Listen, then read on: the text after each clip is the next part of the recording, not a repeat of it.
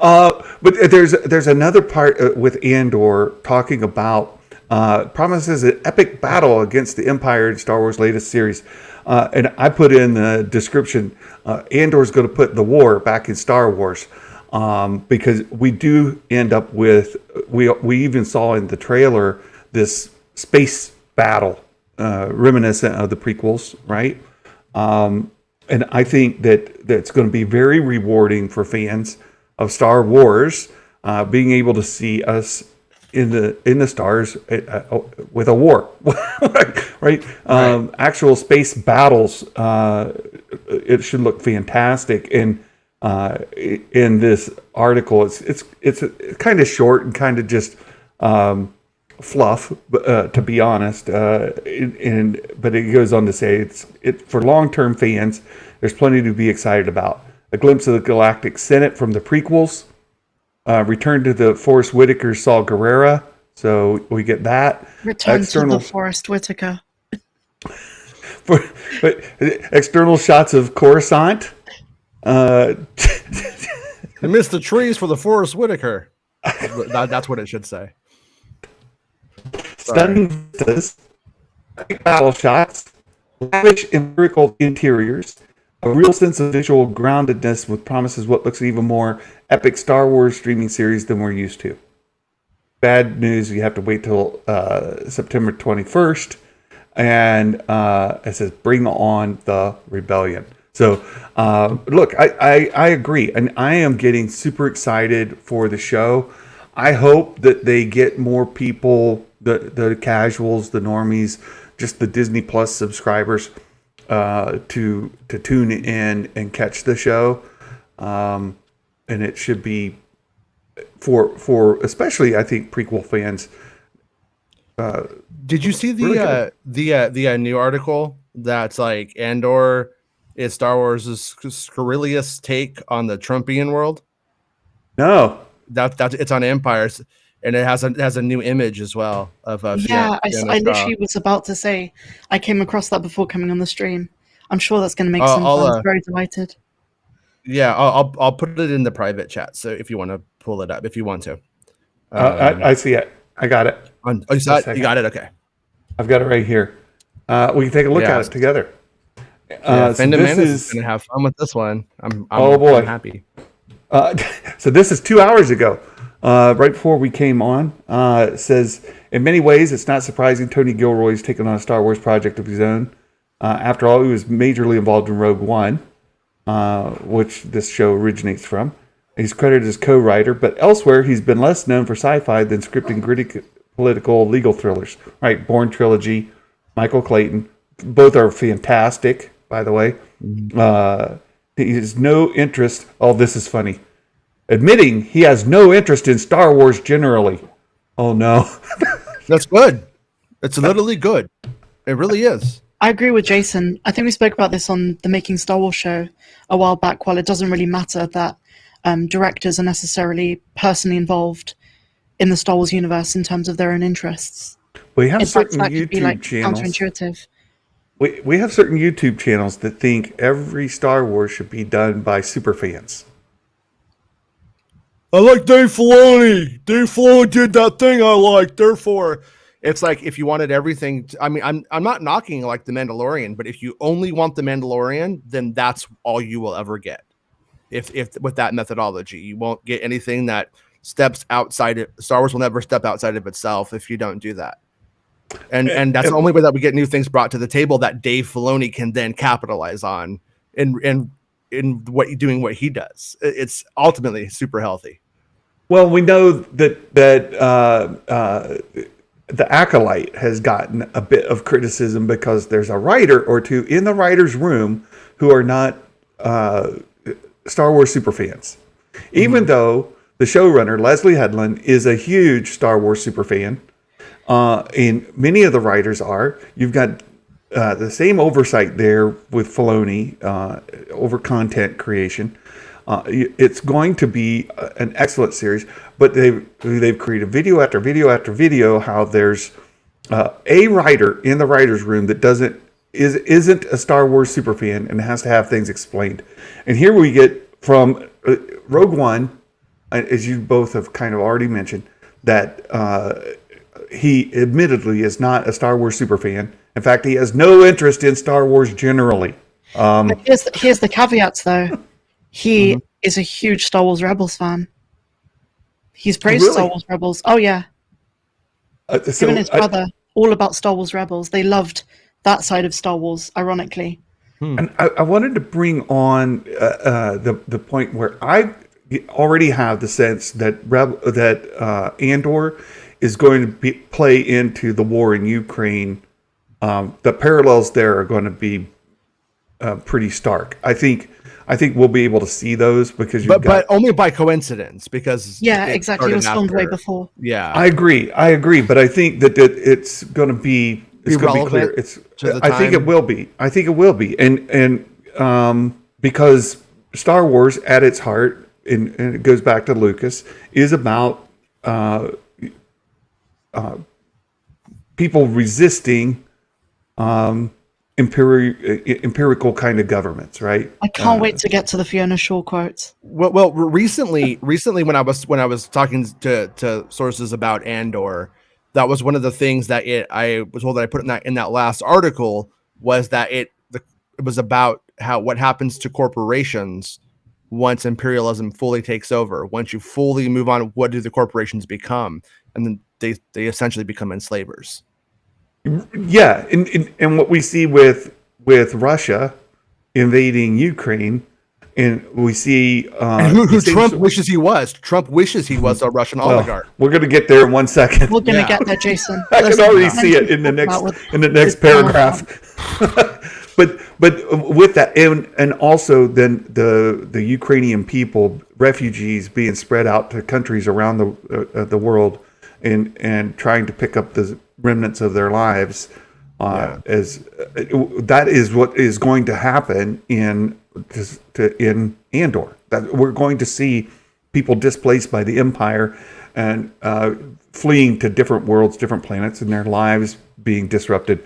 It's going to play parallel with modern politics. It just is. He's taken the here we're talking about. He's taken the origin story of Cassian Andor as a means to tell Tony Gilroy's story in a galaxy far away, delving into political machinations of the Empire in full swing, which is sort of what I was just talking about. So here we go. The rage videos are coming. Strap in and strap on. Yeah, Lucasfilm's out of touch. The Kathleen Kennedy red eye laser beams. It's all the angry Mickey with the sharp teeth, and it's right here. Here it is. The result is something with considerable contemporary resonance. Tony has written a great scurrilous take on the Trumpian world, says Fiona Shaw, who plays Marva in the series. Our world is exploding in different places right now. People's rights are disappearing, and Andor reflects that in the show. The Empire is taking over, and it feels like the same thing's happening in reality. She's right. I hope they address it properly, and hopefully Andor can take out someone with a comb over who just wants to take the rights away from people. I'd love to see him and someone called, I don't know, Mickey and Pence or something like that get just obliterated in the show. Do you think Mon Mothma's going to wear like a black T-shirt like Zelensky? You know, when he was wearing those T-shirts out there when he's like doing his presidenting during war. Well, as you said, this was all before the Russia thing. Yeah, it's all before. But yeah, and I think the parallels would be easier for folks to attach to Putin and Russia than necessarily. Let's give it to Trump because he's a piece of shit. Yeah. Well, you guys know I'm conservative. I'm a Republican. But Trump's not conservative at all. He's a faker. I know. Look, I'm going to say I didn't vote for Trump either time. Mm-hmm. I voted seriously. I voted on the Libertarian ticket as my option out. Yeah. I still voted, but I voted on the Libertarian ticket because I was just like, no, I'm not going to do it. So that's me. I'm still not going to vote for a Democrat. I'm not doing that. But I'll never be that desperate. But I did put my vote for the Libertarian. So That's and LB. I see you. I see you, LB. We should talk sometime. We should talk. I would love to have a discussion on your channel someday about somebody who is in my position, a lifelong conservative, Republican Party guy who will not vote for Trump. Right? I won't. That's just me. But in any event, I would though if he made fun of my wife. Like if he made fun of my wife, that's when I'd vote for him. This is so I think this is definitely going to get attention. This will get some traction. Fiona Shaw, there are channels devoted to attacking this kind of content, and so this will definitely hit the internets today. Santa, do you think there'll be an Imperial that's going to try and build a wall from Tatooine to Alderaan?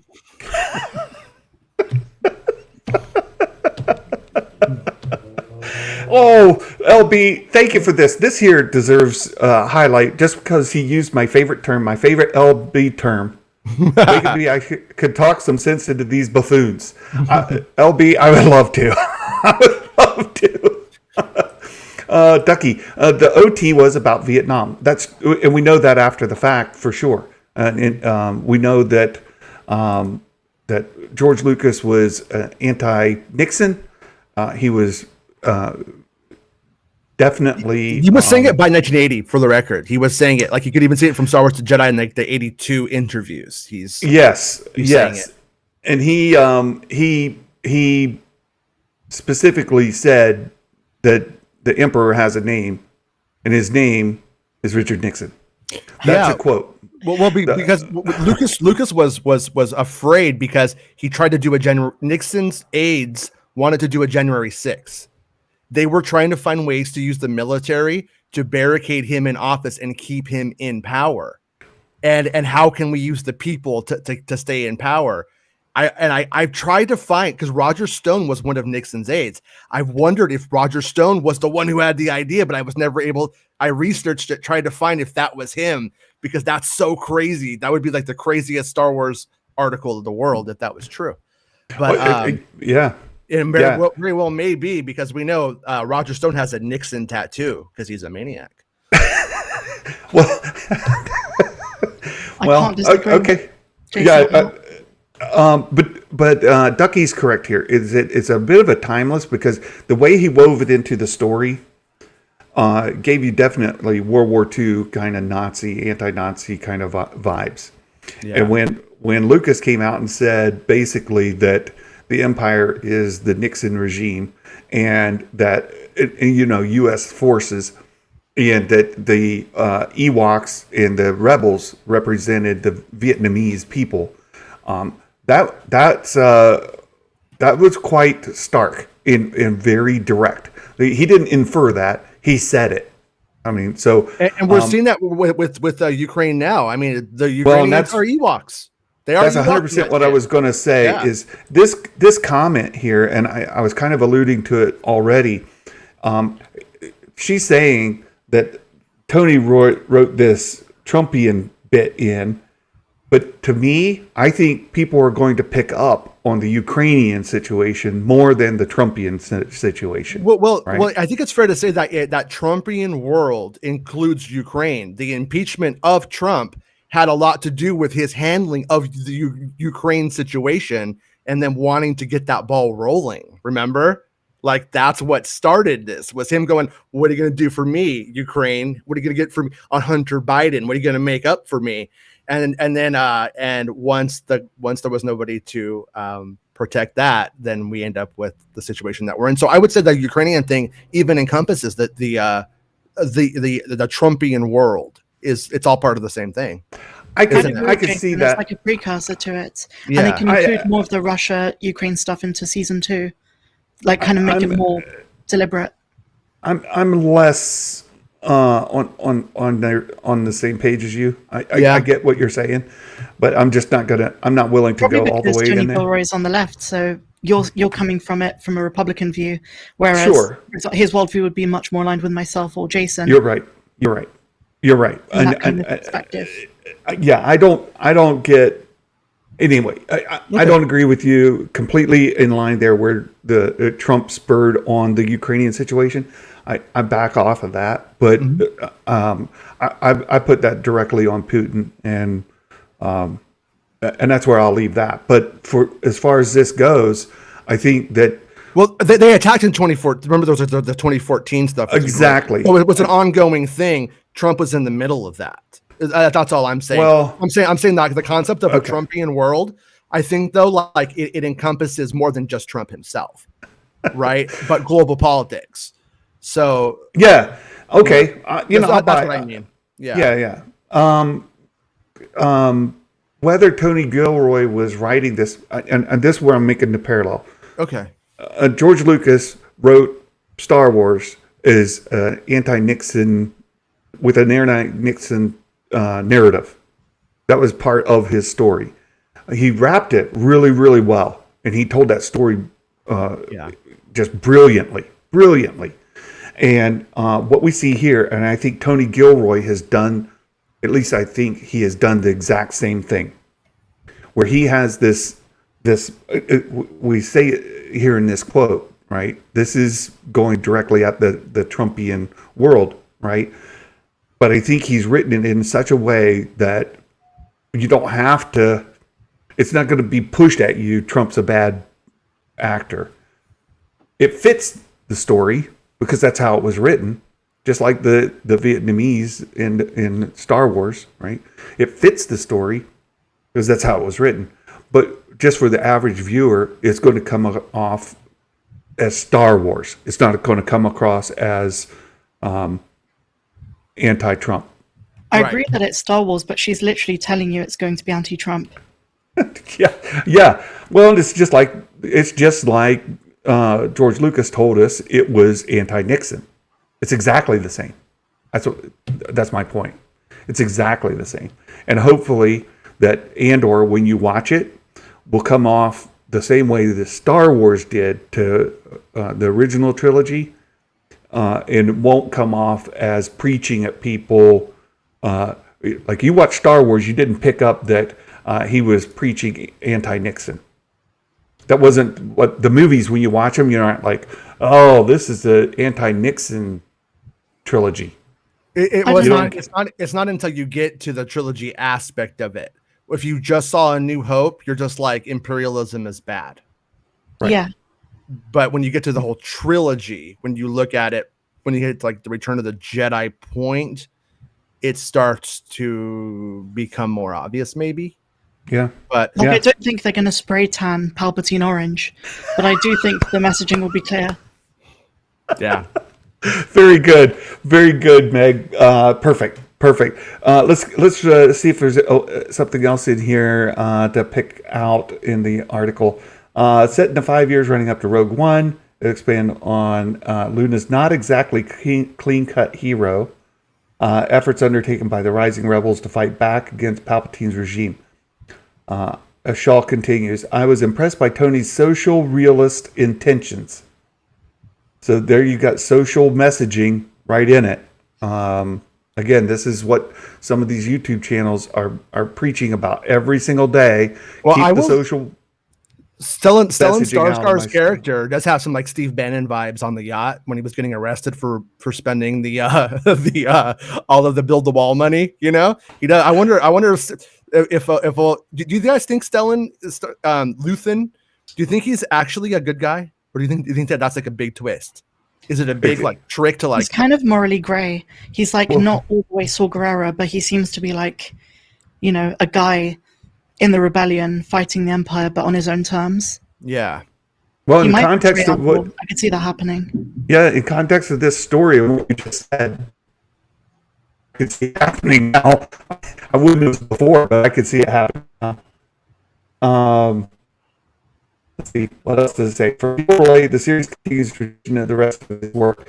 Andor comes from the same place as everything else that's come out of this office. From Clayton, Bourne, The Devil's Advocate, now this. It's a full-on drama. Which, that insanely excites me. Like, if it's coming from the same place as Clayton and The Bourne and The Devil's Advocate, yes, sign me up for all of it. all of it. This Republican wants all of it. I'm just saying. Looks great. Result is insanely ambitious, dark, and real, according to Diego Luna. Returning to the role, even as Tony was pitching me, I was like, this is amazing. You are sick. And I think that's sick from a colloquialism, right? Like that was sick. Good. It could be that, or this might go into a really gross place, and the ability to confront that reality is like, man, you go hard. It might mean that too. Yeah. What's going to be fun with this series is seeing all the channels who, are Disney skeptical or whatever you want to call them, just get really triggered from this, and it will show that the Imperials felt that they were the victims when actually they're the oppressors.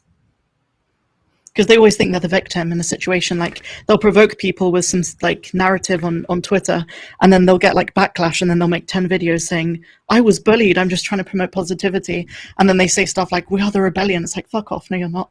You're the empire. You know what, Meg, I want to thank both of you for having this discussion with me today, because what I hope to do now, and this is just coming out of my head as we're talking about this, through Andor, as we're watching this, I would like to continue this discussion about the social messaging that's in the show that is intentionally there, and how it can be interpreted by different fans, right? I think it could be a really interesting discussion.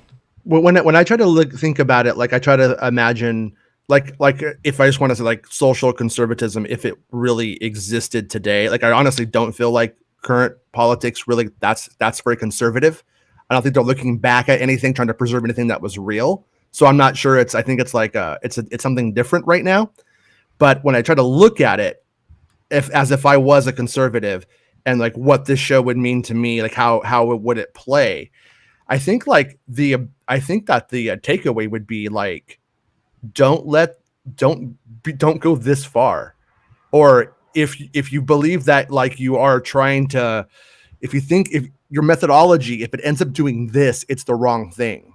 That would, I think, would be the positive takeaway from stories like this, and about like what they did in Chile and stuff like that in the 70s with Milton Friedman. I know we both love Milton Friedman. I fucking hate him. I think he got a genocide in Chile. I think it's terrible, but it's there. You know what I mean, though? But but you can see where a conservative could be like, Milton Friedman did this, and this was good, and this ultimately led to some prosperity here and there, and but at what cost? And I think that's what the show is kind of about.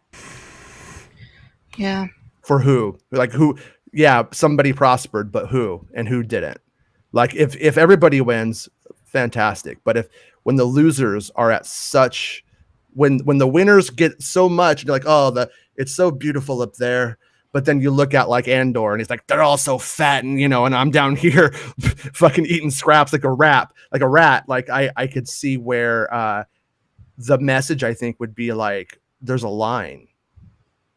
You know what I mean? If we want to look at the show less politically, in the sense that like not as them trying to strangle the conservatives and say you're wrong, but maybe it's like, if it goes this far, it's wrong.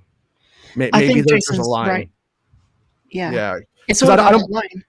Yeah, I don't believe I don't believe for one second in woke corporations. That is a myth, because these people do not care. Like Disney would do Trump cruises if it was profitable, if it made sense, if they could win doing it, they would, like hands down, and they wouldn't allow anything to step in the get in the way of that. And so that's just my take on it, though. Sorry, I'm getting excited.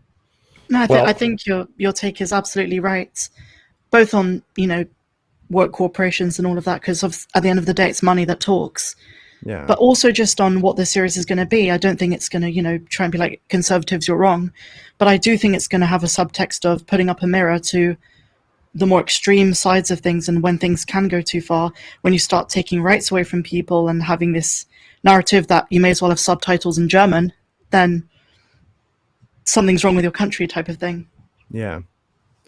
Parable. Parables. That's the word. There you go. Very good.